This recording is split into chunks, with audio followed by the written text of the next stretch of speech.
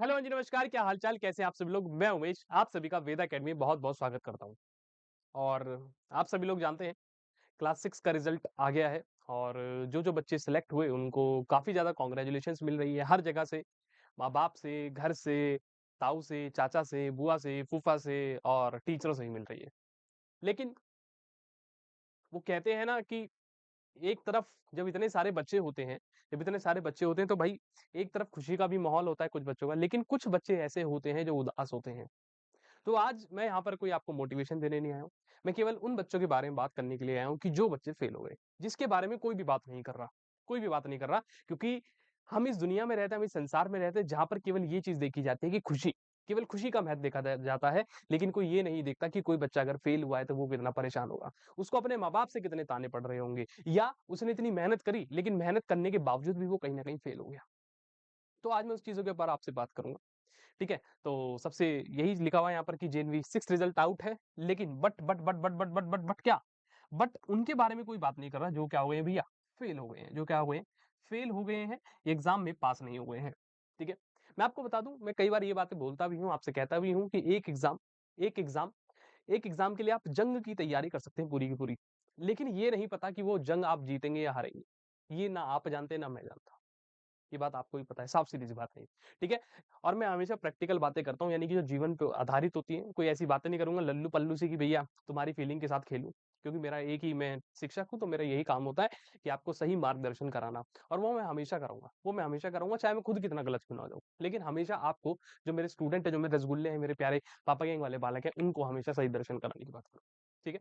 देखो भाई इस समय ये वाला माहौल है भैया कुछ हैं भैया पास हैं, कुछ भैया फेल हैं। तो पास वाले तो बड़े खुश होंगे, उनके घर में मिठाइयाँ, रसगुल्ले-वसगुल्ले सब आ रहे होंगे, जो चाह रहे होंगे वो हो रहा होगा।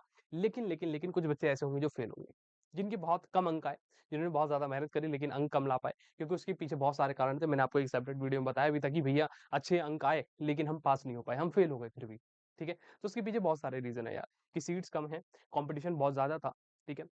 और कैटेगरी का भी कॉम्पिटिशन है, गर्ल्स का रिज़र्वेशन होता है, तो बहुत सारी चीज़ें जो हैं आपके सिलेक्शन में मैटर करती हैं।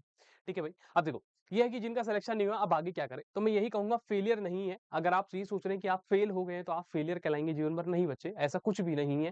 फेलियर नहीं है, ये एक नया रास्ता है। वो कहते हैं ना कि भगवान जो करता है वो जीवन में अच्छे के लिए करता है। ये तो आपके घर वाले ही बोलते हैं, कि भैया भगवान ने जो करा, वो जीवन में हमेशा अच्छे के लिए करेगा। तो आप ये मत सोचिए कि अगर आप फेल हो गए तो वो बेकार हो गया। नहीं भाई, कुछ ना कुछ उसके पीछे रीज़न रहा होगा। कि हो सकता है भगवान चाहते हैं कि ये लड़का कुछ और जीवन में अच्छा करे।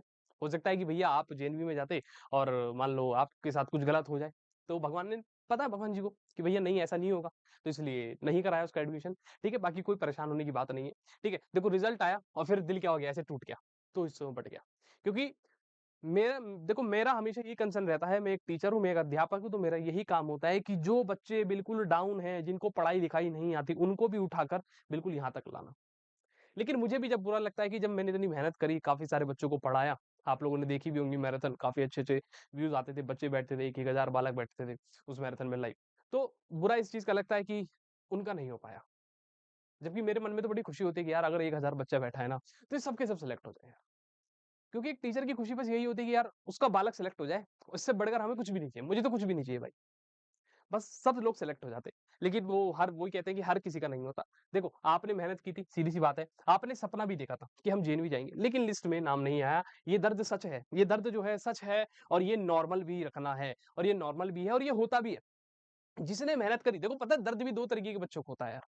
एक वो होंगे जिन्होंने बहुत ज़्यादा मेहनत करी और फेल हो गए, उन्हें दर्द होगा। एक वो होगा बालक जिसने मेहनत भी नहीं करी, जिसने घंटा किताब भी खोल कर नहीं देखी और कह रहा है, "अरे भाई तेरा भाई तो फेल हो गया यार, मुझे दर्द हो रहा है।" वो केवल मज़े ले रहे थे जीवन के। तो दर्द उसे ही होगा जो मेहनत करेगा, जो दर्द उसे ही होगा जो मेहनत करेगा। ठीक है बेटा? अब बात करते हैं अभी क्या महसूस कर रहे होंगे आप लोग? ये सारी चीज़ें आप लोगों के मन में चल रही होगी कि मैं हार गया हूँ, मैं दूसरों से कम हूँ, अब क्या होगा? ये होता है बच्चों के मन में। अभी आप लोग छोटे हैं, नादान हैं, अभी आपको चीज़ों को पता नहीं है। अब आपको मान लो आप एक हैं, आपका कोई दोस्त है, दोस्त का सिलेक्शन हो गया तो आपको लगता है कि अरे यार ये तो मेरे से पढ़ाई-लिखाई में तेज़ है। फिर बच्चे के मन में जीवन भर यही रहता है कि यार मैं तो पढ़ाई-लिखाई में कम हूँ। नहीं बेटा, आप पढ़ाई-लिखाई में बहुत, बहुत, बहुत ज़्यादा अच्छे हो भाई, बहुत ज़्यादा अच्छे हो। कभी भी अपने आप को किसी पेपर के बेस पर जज मत करना। समझ आई बात? आईएएस ऑफिसर देखे हैं? 10वीं क्लास में फेल हो जाते हैं कुछ लोग, फिर भी आईएएस बन जाते हैं आगे जाकर जीवन में। कभी उन्होंने ये सोचा कि यार मैं तो 10वीं क्लास में फेल हो गया और मैं आगे जाके उससे भी नहीं पता कि वो आईएएस बनेगा। तो वो कहते हैं ना कि यार ज़रूरी नहीं है मार्क्स और आपका जो एक पेपर होता है वो कुछ भी डिसाइड नहीं कर सकता जीवन में, कुछ भी नहीं। हो सकता है आप कुछ समय बाद जाकर मेरी तरह एक अच्छे अध्यापक बन जाएँ, हो सकता है कि भैया आप एक यूट्यूबर बन जाएँ। तो बहुत सारी चीज़ें हैं बच्चे, ठीक है? ये सबके मन में डाउट आएँगे ये वाले, ये और चल भी रहे होंगे, ठीक है? याद रखो ये फीलिंग टेम्परेरी है। ये जो फीलिंग्स आ रही है ना कि मैं हार गया हूँ, कोई और मेरे से अच्छा बेहतर है पढ़ने में, ये सब टेम्परेरी है। लेकिन मेरे भाई तुम परमानेंट हो इस जीवन में। इस जीवन में तुम परमानेंट हो केवल तुम। तुम्हें अपने आप को सँभालना है, ये फीलिंग तो आती रहती है, फीलिंग जाती रहती है। इनका टेंशन मत लो, ठीक है? देखो एक एग्ज़ाम आपका फ्यूचर डिसाइड नहीं कर सकते, ये बात मैंने आपको बताई थी, ठीक है? आपने देखा भी होगा कई जो सारे सक्सेसफुल लोग होते हैं ना जीवन में, वो कई बार फेल हुए होते हैं, कई बार फेल होते हैं, तब जाके सक्सेसफुल होते हैं, है ना? अभी आपने देखा संजू सैमसन जो क्रिकेटर थे, उनका नामो-निशान ही नहीं था क्रिकेटर में, लेकिन उन्होंने जो खेला यार वर्ल्ड कप में, अलग ही नाम हो गया उस बंदे का। तो कई बार जीवन में फेल हुआ, गिरता हुआ आया, लेकिन एक टाइम ऐसा है कि वो ऐसा उठ गया कि वो जीवन भर उठा रहेगा। महिला क्रिकेट वर्ल्ड कप होता था, पता होगा आप लोगों को कि महिला टीम हमारी कभी बहुत या मेन वर्ल्ड कप के बारे में बात करें, तो वो जीत ही नहीं पाते थे, है ना? अब ऐसे देख लो कि भैया कितना खतरनाक चल रहा है कि बार-बार जो है वो आराम से जीत ही जा रहे हैं। तो वो एक टाइम था कि जब हम जीत ही नहीं पा रहे थे, जब हम हारते जा रहे थे। लेकिन उस हार ने ही हमें सिखाया है कि जीत कैसे मिलती है। ये जो हार है आज आपकी, ये जो हार हुई है, इसमें जो हारे हैं, यही आपको सिखाएगा कि आपको आगे जीवन में जीत कैसे मिलेगी। कि आपको किस तरीके से जो कमज़ोरी आपकी पीछे रही इस हार में, उस हार की कमज़ोरी को बेहतर करके आप किस तरीके से जीवन में आगे जाएँगे। ये सारी चीज़ें आज आपको पता चलेंगी, ठीक है? और ये बात आपको महसूस भी हो रही होंगी, भैया तुम बहुत ज़्यादा कैपेबल हो, बहुत ज़्यादा कैपेबल हो भाई, अपने आप में बहुत ज़्यादा कैपेबल हो। ये मत सोचो कि मैं कैपेबल नहीं हूँ, मैं पढ़ नहीं पाता, मेरे को नहीं आती समझ, भाई सब आता है आपको, सब आता है। You are the most beautiful and the most intelligent person of your world. इस बात को याद रखना हमेशा, ठीक है? अब देखो गुड रैंक लेकिन सिलेक्शन हुआ नहीं, तो मैंने बताया कि क्या कारण थे, वो सीट्स लिमिटेड थी, भैया कैटेगरी का भी सबसे बड़ा खेल था, कट ऑफ जो थी, हर बार साल बदलती है, तो वो अलग ही रोल था और साथ में सबसे ज़रूरी भाई लक भी होता है कभी-कभार। देखो मैं तो मानता हूँ कि यार, कि कहीं न कहीं जो सिलेक्शन होता है ना, वो लक पर भी आधारित होता है। सिलेक्शन 2 चीज़ पर निर्धारित होता है मेरे बच्चे, एक होता है लक और एक होता है आपका हार्ड वर्क। क्या होता है भैया? आपने जो हार्ड वर्क करा है, हार्ड वर्क भी छोड़े आप इसको कह सकते हैं स्मार्ट वर्क। क्या कह सकते हो? Smart work. क्योंकि हार्ड वर्क तो हर कोई कर रहा है, लेकिन स्मार्ट वर्क जो कर जाता है, वो जीत जाता है। तो सिलेक्शन के पीछे सबसे ज़रूरी तो ये है, लक और आपका स्मार्ट वर्क और आपने कितनी कंसिस्टेंसी के साथ पढ़ाई करी। अगर अभी आपको ऐसा लग रहा है कि मैं पढ़ नहीं पाया, कि मैं पढ़ता था थोड़ी देर फिर खेलने चले जाता था या मेरा मोबाइल में जो था गेम था, मैं गेम खेलता था। तो यही कारण है कि आप कहीं न कहीं फेल होने का। अपनी गलतियों को पहचानो, अपनी गलतियों को पहचानो, उनका सामना करो। अपनी गलतियों को छुपाओ मत। अपनी गलतियों को छुपाओ मत, अपनी गलतियों को पहचानो, उनका सामना करो और उनको उठाकर ऐसे फेंक दो। और आगे बढ़ो जीवन में। उन गलतियों से सीख कर। ऐसे नहीं कि गलती सीख कर नहीं पड़ रहे, उन गलतियों को सीख कर बढ़ना आगे। ठीक है? ठीक है बेटा, अब देखो, अब आगे क्या-क्या कर सकते हो सुनो मेरी बात बड़े ध्यान से, यहाँ से काम की चीज़ है। भूल जाओ, जो होना था हो गया जीवन में। अब ये आपके स्कूल है, जिस भी करंट स्कूल में है आप अपनी पढ़ाई पर फ़ोकस करो, सबसे पहला काम तो ये। ऐसा ना हो कि कहीं यहाँ फेल होने के चक्कर में वहाँ का रिज़ल्ट खराब कर लो। अपनी पढ़ाई पर फ़ोकस करो। फिर आगे भैया, आपकी जो भी बेसिक्स कमज़ोर है ना यार, उन पर पढ़ाई करो। अगर आपको लगता है कि गणित आपकी कमज़ोर है, आपकी रीज़निंग कमज़ोर है, क्योंकि ये जो एग्ज़ाम है जेईई का आपको पता है ना 6th में होता है और एक आखिरी में 9th क्लास में भी होता है और फिर 11th में भी होता है। तो अभी आपके पास मौका है 9th क्लास का भी। तो जब तक जाते-जाते आप अपनी भैया मैथ्स और रीज़निंग रीज़निंग जिसको आप यहाँ पर मेंटल एबिलिटी कहते थे, मैथ कहा जाता था, उसको स्ट्रॉन्ग करो क्योंकि 9th में दोबारा यही सब आते हैं। बस 9th में क्या एक साइंस भी जुड़ जाती है। तो अभी से ही जंग की तैयारी कर लो कि भैया मैं 9th में भी जाकर सिलेक्शन लूँगा। अगर अभी नहीं हुआ तो 9th में लूँगा। समझ रहे हो मेरी बात बेटा? ठीक है। डेली डिसिप्लिन रहो, अपना डिसिप्लिन तरीके से क्या है पढ़ाई-लिखाई करते रहो, अपना कॉन्फिडेंस बूस्ट रखो, ऐसा मत करो कि भैया कॉन्फिडेंस ही चले जाए, किसी चीज़ में मन नहीं लग रहा, सब चीज़ में मन लगाओ अपना, पढ़ाई-लिखाई करो, बढ़िया से रहो। ठीक है बेटा? अब देखो नई-नई अपॉर्च्युनिटीज़ क्या है यहाँ से आपको सुनना है, बड़े ध्यान से देखो। एग्ज़ाम हो गया कोई बात नहीं। अभी क्या होता है कि जेएनवी के अलावा बहुत सारे स्कूल होते हैं बेटा। सैनिक स्कूल होते हैं, मिलिट्री स्कूल होते हैं। आप सैनिक स्कूल की तैयारी करो। जो सैनिक स्कूल का एंट्रेंस एग्ज़ाम होता है ना जिसे हम बोलते हैं एआईएसएसई ऑल इंडिया सैनिक स्कूल एंट्रेंस एग्ज़ाम। इसकी तैयारी करो बेटा सैनिक स्कूल बहुत बेहतरीन जिसे कहते हैं ना बहुत ही ज़्यादा खतरनाक, जेएनवी से भी ज़्यादा बहुत अच्छे स्कूल होते हैं। यहाँ जाने के बाद इंसान का जो जीवन बदलता है ना, वो कहीं नहीं बदलेगा आपका। मैं आपको बता दूँ एक बात। यहाँ जाने के बाद जो इंसान का जीवन बदलेगा सैनिक स्कूल में जाने के बाद, वो आपका कहीं और नहीं बदल सकता।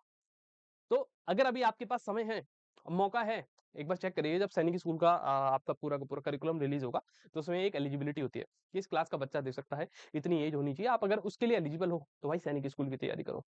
सिलेबस वही है जो अभी आप लोगों ने पढ़ा है जेएनवी के लिए, बस फ़र्क क्या होता है थोड़ा लेवल उठ जाता है बेटा, हल्का-सा लेवल राइज़ हो जाता है, ठीक है? फिर भैया मिलिट्री स्कूल, ये भी इसी के अंतर्गत हो गए। बाकी अगर कहीं पर ओलंपियाड्स होते हैं या स्कॉलरशिप के टेस्ट होते हैं, तो उनको दिया करो। उसमें होता क्या है जब आप ओलंपियाड स्कॉलरशिप का टेस्ट देते हो तो आपको पता चलता है कि हमारे देश में कॉम्पिटिटिव लेवल कैसा है, किस तरीके के क्वेश्चन पूछे जाते हैं। ठीक है बेटा? और फ्यूचर कॉम्पिटिटिव एग्ज़ाम के बारे में सोचो कि भैया मैं आगे जाकर जो है 9वीं में दोबारा जेईई का एग्ज़ाम दूँ, अगर सैनिक स्कूल का दे सकता हूँ, तो क्या भैया मैं 6th में दे सकता हूँ? तो इन सारी चीज़ों के ऊपर विचार करो। आपके घरवाले आपके हमेशा साथ हैं। एक बात बता दूँ देखो, अगर कोई बच्चा ये सोच रहा है कि किसी के पेरेंट्स भी ये वीडियो देख रहे हैं, तो मैं उनसे भी रिक्वेस्ट करूँगा, यही रिक्वेस्ट बोलना चाहूँगा कि अपने बच्चे को सपोर्ट करें। अपने बच्चे को हमेशा सपोर्ट करो, मुझे पता है पेरेंट्स हमेशा सपोर्ट करते ही हैं, लेकिन कई बार क्या होता है पेरेंट्स भी थोड़े गलत हो जाते हैं। वो ये बोल देते हैं बच्चों की यार इनने तो पढ़ाई-लिखाई करी नहीं है, तो ऐसे ही था, पूरे दिन गेम ही खेलता था, बाहर ही घूमता था। वो चीज़ें अलग हैं देखिए जीवन में, एक बच्चे का जीवन है, उस बच्चे के जीवन का ये सब चीज़ें भी होना बहुत ज़रूरी है कि खेलना, कूदना, उठना, बैठना ये सब बहुत ज़रूरी है। लेकिन खेलने, उठना, बैठने, कूदने के साथ-साथ पढ़ाई भी बहुत ज़रूरी है बच्चा। ठीक है? तो सभी पेरेंट्स से ये रिक्वेस्ट है कि भैया अपने बच्चे को हमेशा सपोर्ट करें, पढ़ाई-लिखाई के मामले में उठाकर आगे लाएँ, उठाकर आगे लाएँ। उसको धमकाएँ, धमकोएँ ना, बढ़िया से अपना उसकी पढ़ाई-लिखाई कराएँ। Please, please, please this is a request ठीक है? और देखिए एक रास्ते बंद हुए, लेकिन 10 रास्ते खुल जाते हैं आपके सामने। कभी कहते हैं ना कि जब एक रास्ता बंद हो जाए तो भगवान 10 रास्ते खोल देते हैं। तो वही रास्ते हैं, जिन पर आप आगे जा सकते हैं जीवन में। ठीक है बेटा? और वेदा अकेडमी हमेशा आपके साथ है, मैं आपके साथ हूँ। अगर आपको कोई भी जीवन में दिक्कत परेशानी आती है, तो आप वेदा अकेडमी से कॉन्टैक्ट कर सकते हैं, हमसे कॉन्टैक्ट कर सकते हैं।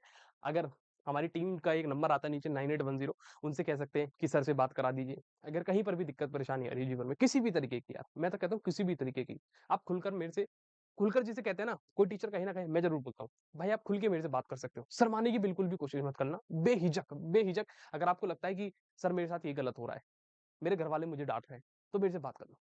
टीम से बात कराना, हम बात करेंगे, कोई दिक्कत की बात ही नहीं है, ठीक है? बाकी मैं उन बच्चों के लिए बता दूँ, अगर कोई नए बालक इस वीडियो को देख रहा है, तो ये उनके लिए बैचेज़ हैं यार, ठीक है? अगर कोई बच्चा क्लास 6 के एंट्रेंस एग्ज़ाम की तैयारी करना चाहता है, तो उसके लिए हमने एकलव्य बैच की शुरुआत हो रही है 1 अप्रैल 2026 से, वो इन बैचेज़ में एनरोल हो सकता है, ठीक है? कॉन्टैक्ट नंबर पर आप कॉन्टैक्ट कर सकते हैं। ये क्लास 9th के लिए बच्चे आरंभ बैच, क्या नाम है भैया इसका? आरंभ बैच है, ये भी 1 अप्रैल 2026 से इसकी शुरुआत होगी, दोनों बैच ये 6th का है, 9th का है और सारे टीचर बहुत बेहतरीन हैं, सब अच्छे हैं, ठीक है? और देखो अगर कोई सैनिक की तैयारी करना चाहता है, तो ये बैच सैनिक वालों के लिए। अभी जो मैंने आपको बताया कि सैनिक के लिए, तो यहाँ से आप सैनिक की भी तैयारी कर सकते हैं। देखिए मैं आपको बताऊँ कि इस देश में कंटेंट बहुत सारा है बेटा, फ्री में यूट्यूब एक ऐसा सोर्स हो चुका है आज के समय में, जहाँ आपको सब कुछ मिल जाएगा, आपको सब कुछ मिल जाएगा, ठीक है? तो आपकी इच्छा है, आप यहाँ से कर सकते हैं, अगर आप यहाँ से पढ़ना चाहें तो यहाँ से पढ़ सकते हैं, बाकी अगर आपको कोई और सोर्सेज़ आपको मिल गए तो आप वहाँ से भी पढ़ सकते हैं। यू आर फ्री, हमेशा आप फ्री रहें, ठीक है? ये मत सोचिए कि यहीं से या भैया बिल्कुल दिमाग में यही डाल के बैठ जाएँ कि भैया नहीं, नहीं, नहीं मैं तो पढ़ूँगा ही पढ़ूँगा। बस ये होता ये है ना कि यहाँ पर पता है बैचेज़ में क्या होता है कि आपको एक डायरेक्शन मिल जाती है, एक स्पेसिफिक डायरेक्शन मिलती है। हम लोग आपको समझाते हैं, गाइडेंस करते हैं, आपके डाउट बताते हैं कि इस तरीके से क्वेश्चन पेपर आते हैं। तो ये सारी की सारी चीज़ें बैचेज़ में आपको देखने मिलती है। इसकी शुरुआत 15 अप्रैल से है, ठीक है बेटा? अभी समय है इस बैच को शुरू होने में, ठीक है? अगर कोई बच्चा सोच रहा है उसके पेरेंट्स इस वीडियो को देख रहे सोच विचार करना चाहते हैं तो अपने बच्चे को इन बैचेज़ में एनरोल करा सकते हैं, ठीक है? आशा करता हूँ यार सभी को मैंने चीज़ें समझाई। प्लीज़, प्लीज़, प्लीज़ देखिए वही बात है कि एक एग्ज़ाम आपका फ्यूचर डिसाइड नहीं कर सकता। कहते हैं ना कि एक पेपर आपका फ्यूचर डिसाइड नहीं कर सकता, तो सेम वही कहानी है, एक पेपर आपका फ्यूचर डिसाइड नहीं कर सकता। हँसते रहिए, हमेशा ये बात बोलता हूँ लास्ट में हमेशा ये बात बोलकर जाता हूँ, हँसते रहिए, मुस्कुराते रहिए, खुश रहिए और जीवन में आगे बढ़ते रहिए। क्योंकि इसके अलावा जीवन में और कोई ऑप्शन नहीं है। परेशान होने से केवल दिमाग ही थकता है बेटा, दिमाग थकता है। इंसान तो वैसे ही रहता है, दिमाग ही थक जाता है और वो दिमाग फिर काम करना बंद कर देता है। तो इसलिए हँसते रहिए, मुस्कुराते रहिए, बाकी आप लोगों से दोबारा मुलाकात होगी। बाय-बाय।